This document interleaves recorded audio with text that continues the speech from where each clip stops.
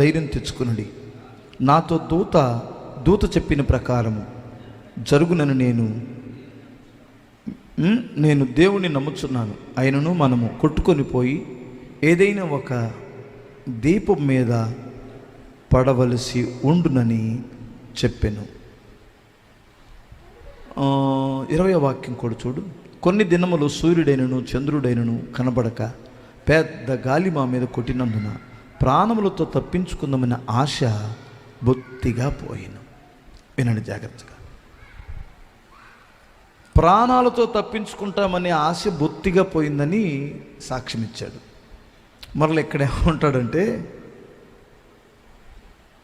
అయ్యలారా ధైర్యం తెచ్చుకునండి, నాతో దూత ఒక మాట చెప్పింది, మీలో ఎవరి ప్రాణమునకైనను హాని కలుగదు అన్నాడు.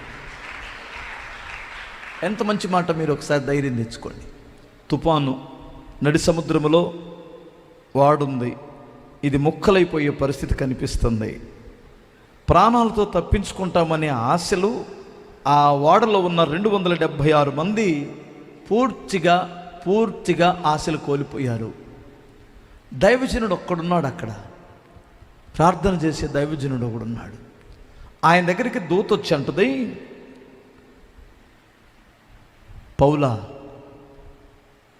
నీకు కానీ నీతో ఉన్న వారి ప్రాణములకు కానీ ఏ హాని కలగదు. వాడ బాగా ఉంటుందా ప్రభువా? వాడ బ్రద్దలైద్ది. ఎక్కడా? నడి సముద్రములో. వాడ బ్రద్దలైతే మేము మునిగి చచ్చిపోవాలి కదా. అదే దేవునికి ఉన్న శక్తి. మీరు అందరూ ఒడ్డుకొచ్చేస్తారు, ఎవడు ప్రాణం పోదన్నాడు. అంటే వాడ బ్రద్దలవ్వడం అంటే పరిస్థితులన్నీ తారుమారుగానే ఉన్నాయి.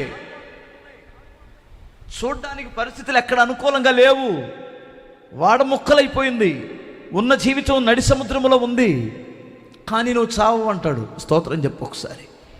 ఇది ఎలా సాధ్యమని లోకం అంటది, దేవుడు అంటాడు అది నాకు సాధ్యం అంటాడు.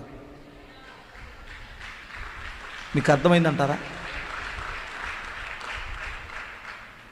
ఈ మనుషులకున్న రోగంతో ఇటు చచ్చిపోతాడు అంటారు, దేవుడు అంటాడు నిన్ను బ్రతుకుతావు, కంగారు పడమాక అంటాడు. స్తోత్రం చెప్పు ఒకసారి. ఇతను క్యాన్సర్ కదా, ఇతను చచ్చిపోతాడు అంటాడు. నా దేవుడు అంటాడు క్యాన్సర్ ఉంది, ఓకే నేను బ్రతికిస్తాను అంటాడు. అది లోకానికి అర్థం కానిటువంటిది. నడి సముద్రంలో వాడ ముక్కలైపోయింది, కానీ ఎవరు చావరంటాడే. ఇది ఎక్కడ ఎవడని నమ్మే మాట అనేది? తెల్లారి పొద్దున ఒక దివి కొట్టుకొని వెళ్ళిన తర్వాత చూస్తే వాళ్ళు లెక్క చూసుకుంటే 276 మంది వారు క్షేమంగా బయటపడ్డారు. హల్లెలూయా.